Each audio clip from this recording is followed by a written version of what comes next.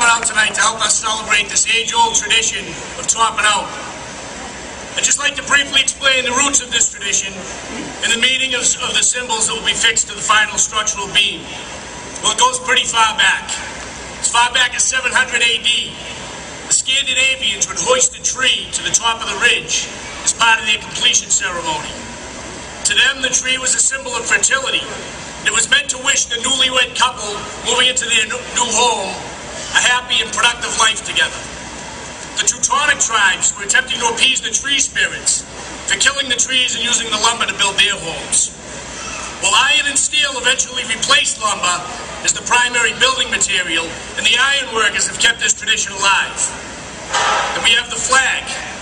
Old Glory has been flown proudly on topping out beams as far back as anyone can remember. Because it's through American innovation and craftsmanship that buildings of this nature are even possible. So to be here representing America's greatest craft union, the International Association of Bridge, Structural, Ornamental, and Reinforcing Ironworkers, makes me the proudest man here tonight. Right on, Shawn. Oh!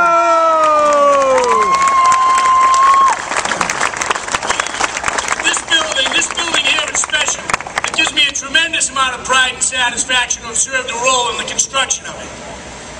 You see, every building that we erect as union ironworkers consists of stories. We build 4-story, 10-story, 40-story buildings all over America. But those aren't the stories that matter to us. This building has been and will continue to be about human stories. It's about the story of a rod buster named Rob, who was able to leave his job that didn't provide a living wage or health care for him and his family and come join the local 7 Ironworkers, where he's now working towards his retirement.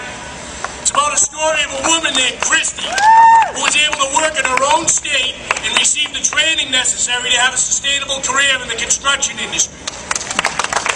And it's the story of dozens of New Hampshire construction workers who are struggling to make it through these tough economic times and were able to find work because Mr. Anagnost and Mr. Dean insisted that New Hampshire workers get the first crack at this work.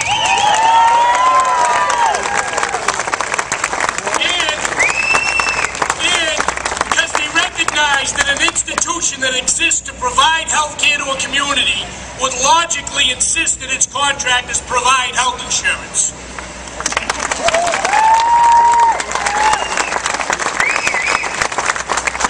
Opportunity to read some of the comments on the topping off beams, you'll also see that the city of Manchester has shared a great number of stories about the care they've received at Elliot Hospital. So for me, this is a topping out ceremony for New Hampshire's first 100-story building.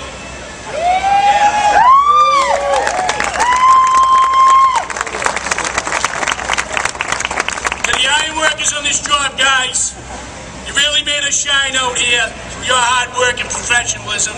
To everyone else, thanks so much for coming out, and I hope you enjoy your evening. Thank you. All right, Shawn.